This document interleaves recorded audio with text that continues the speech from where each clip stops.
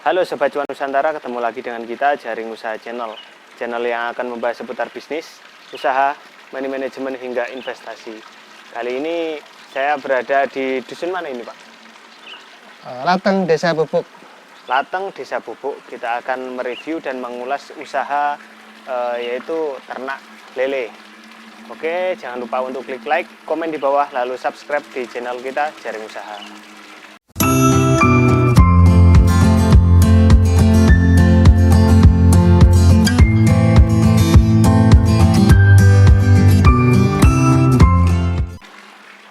Oke Pak, selamat pagi. Selamat pagi. Nah ini maaf ini pagi-pagi mengganggu ini kegiatannya. Ya, enggak apa. Oke, nah ini Pak perkenalkan dulu namanya siapa dan ini alamatnya di mana Pak? Nama saya Parmuji. Ini di Dusun Lateng, Desa Bubuk, Kecamatan Trogojambi, Kabupaten Banyuwangi. Oh iya iya. Nah ini usahanya apa ini Pak? Ini usahanya pembibitan lele. Sekaligus ada juga pembesarannya. Ini ya. Ini segmentasi pembibitan. Ya. Ini umur 25 hari. Ini ya Pak ya. Ini sama ini. Sama itu. Ya. Oke. Ini sama berarti umurnya Pak ya? Ya sama. Cuman ini sudah di grading, ini lebih besar. Oh ini lebih besar. Iya. Tapi umurnya sama. Gitu. Iya iya. Ini kok tertarik usaha pembibitan lele ini gimana ini ceritanya Pak?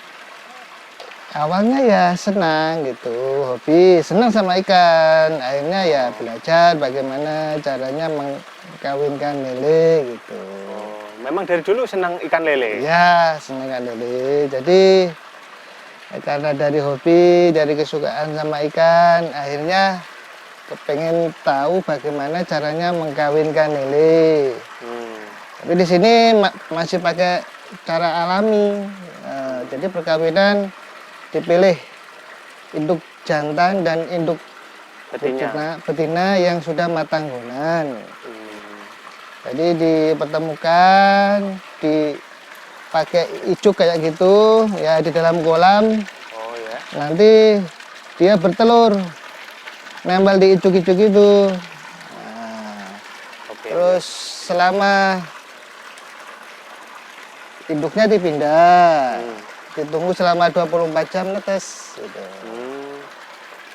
Berarti 1 hari 1 malam? Iya, sehari semalam. Oke. Ini juga ada yang lebih kecil lagi dari adiknya. Nah ini ya Pak ya? Nah, ini umur 12 hari. Ini sebenarnya masih kasih makan cacing ini.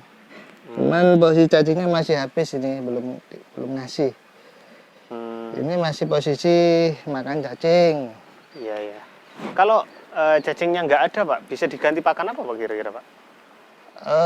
Bisa sih sentret dihalusin, tapi itu Ditumbuk tidak. gitu ya?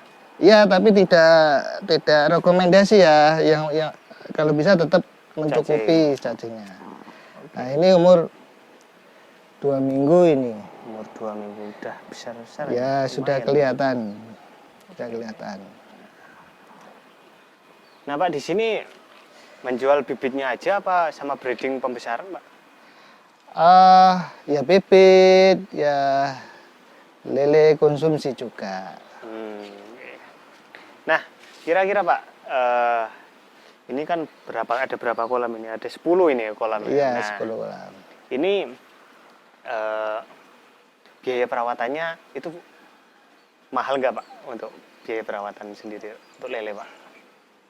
Kalau segmentasi pembibitan itu biayanya sekitar 40% dari nilai penjualan. Oke. 40-50% tergantung angka kehidupannya. Terbalik, kalau konsumsi biayanya yang antara 70-80%. Beda. Oh, beda. Cuman nominal uangnya kan kalau konsumsi itu banyak. Walaupun antara 30-20% kan selisihnya banyak berhubung nominal uangnya besar gitu. Kalau bibit kan nominal uangnya kecil. meskipun nilai keuntungannya besar, tetap tapi kan nominal uangnya nominalnya sedikit sedikit. gitu. Oh, iya, iya. Oke teman-teman, ini adalah kolam indukan ya Pak ya? Ya, ini indukan lele. Ini lelenya jenis apa ini Pak? Ini jenis piton ini ya, jenis Jenis piton. piton. Iya. Bedanya dengan jenis yang lain itu di mananya Pak? Sebenarnya sih kalau ini pendapat pribadi saya sih, Iya. Itu suka-suka yang menamakan lah. Oh. Masalahnya F1 aslinya kan kalau tidak benar-benar datangkan dari luar kan nggak jelas kan asalnya kan begitu ya. Iya, iya. Nah untuk ini apa indukannya sendiri ini ada berapa ekor ini Pak? Ini total 90 ekor ada ini. 90. Ya, pejantannya 30, betinanya 60. Oke. Nah ini kan proses produksinya ya Pak ya. Itu kalau cara mengawinkannya itu dipindah dari kolam ini atau biar di sini Pak? Dipindah. Jadi gini, proses pemijahan lele Iya. itu syaratnya airnya harus bening, jernih. Jenis. Baru punya rangsangan untuk kawin dia. Kita ambil dari kolam ini, kita pisahkan ke kolam pemijahan yang sudah matang gunan. Sepasang induk jantan dan betina. Nanti dibiarkan selama 24 jam, nanti dia mau bertelur. Setelah bertelur, sekitar jam 6 atau jam 7 pagi gitu, kalau sudah selesai, induknya harus diambil. Gitu. Dikembalikan ke kolam induk. Kalau tidak telurnya Dimakan. ya dirusak. Oh dirusak. Iya dirusak, kan dia gerak terus ya kayak gitu. Nah, makanya induknya harus dikembalikan ke kolam. Nah, kita tinggal ganti air setelah induknya dipindah, telur tadi perlu diganti air. Karena kalau nggak diganti air, cenderung membusuk, nggak netas itu, gagal netas. Malah gitu. Berarti langsung itu ya, langsung diganti air. Ya, tapi kita gantinya kan ada sarangan, jangan sampai telurnya ikut keluar. Ya kita sesuaikan lah debitnya biar telurnya tetap di kolam, tapi airnya bisa ganti. Gitu. Nah, untuk perawatannya sendiri mudah nggak sih Pak untuk lele ini Pak? Dibilang mudah, ya tetap ada kendala. Dibilang susah, ya bisa dikerjakan. Jadi gini, intinya harus telaten. Jadi di sini bukan pinter-pinteran atau bagaimana, telaten yang dibutuhkan. Karena ini kayak ngurus bayi, gitu ya, kayak ngurus bayi. Jadi dia kebutuhan apa, pengen apa, saat itu harus dikerjakan. Kalau kita tinggal kemana-mana, padahal saat itu dia butuh ganti air atau butuh makan saat itu, tidak kita kerjakan. Yang terjadi apa? Orang yang kita rawat nggak bisa ngomong, nggak bisa bicara, ya mati hanya gitu aja, mati. Karena nggak ada komunikasinya. Berarti komunikasinya segala tingkah lakunya itu harus kita pahami. Gitu. Untuk mengetahui jantan dan betinnya bagaimana Pak? Ya kita kita balik tubuhnya. Oh jadi ini diserok dulu gitu ya, Iya. diambil. Ya ini ya kalau ini pas kolamnya dikuras, Ya. kita ambil. Tapi penampakan secara nyata saja dari atas itu sudah bisa. Yang betina kan perutnya besar. Oh iya. Yang jantan kan cenderung ramping. Tapi untuk memastikan matang gunanya ya harus kita balik. Kita periksa jantan dan betinanya yang matanggunan istilahnya. Itu yang siap dikawinkan. Kalau perlu telurnya itu ada alatnya kateter gitu ya. Kita sedot sedikit. Oh ini matang, siap kawin. Ya itulah yang kita pilih. Ya sama kayak buah-buahan. Kalau matang kan cenderung warnanya kekuning-kuningan. Ya. Telur juga gitu, telurnya lele. Kalau yang kekuning-kuningan itu matang, berarti siap kawin dia. Oh gitu. Nah biasanya Bapak di sini kalau mengawinkan gitu berapa hari sekali atau bagaimana Pak? Sebulan berapa kali? Ya sebulan bisa 3 kali gitu ya. Oh, gitu. 10 hari sekali gitu. 10 hari sekali. Lihat kondisi kolam. Kalau banyak yang kosong ya cepet naikkan. Kalau masih ya belum ada yang kosong ya kita tunggu sampai kosong, sampai bibitnya keluar kan gitu ya. Sampai ada yang beli kan begitu. Oh gitu. Nah Pak, untuk indukannya sendiri, kolam indukannya ini. Nah ini perlu dikuras kayak itu tadi, kayak yang sebelah sana. Itu berapa kali sehari? Kalau ini tidak ada anjurannya untuk dibeningkan kolam induk. Harusnya kolam induk ya seperti ini, butek, kelihatan kotor. Kenapa? Kalau bening akan terjadi kawin sendiri, kawin massal, kawin yang tidak kita inginkan. Akhirnya apa? Telurnya habis. Begitu kita akan benar-benar ngawinkan, sudah nggak ada telur. Nah, makanya harus dijaga tetap butek kalau khusus kolam induk.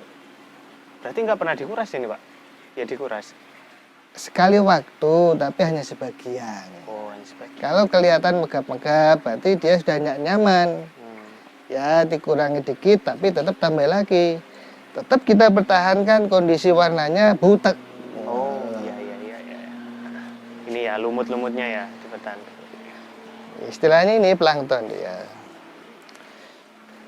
Oke, nah untuk ternak ini ya lele sendiri itu memang harus seperti ini kolamnya Pak? Atau bagaimana? Kan biasanya ada itu yang pakai bioflok.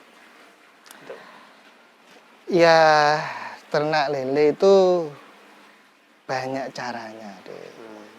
Yang penting hidup kan begitu ya? Iya. Ada cara tradisional. Sebenarnya ini mengacu pada tebar deh ya. Pada tebar rendah itu kan tradisional deh ya namanya. Akan ditingkatkan lagi semi intensif. Ya. Ditingkatkan lagi namanya intensif. Ditingkatkan lagi super intensif. Ditingkatkan lagi supra intensif. Jadi kepadatan tebar mempengaruhi hasil, tapi tingkat resikonya lebih tinggi lagi gitu loh. Karena semakin padat tebar, parameternya mudah berubah. Kalau kita tidak cepat menyesuaikan lagi, ikannya yang mati deh gitu. Jadi yang paling aman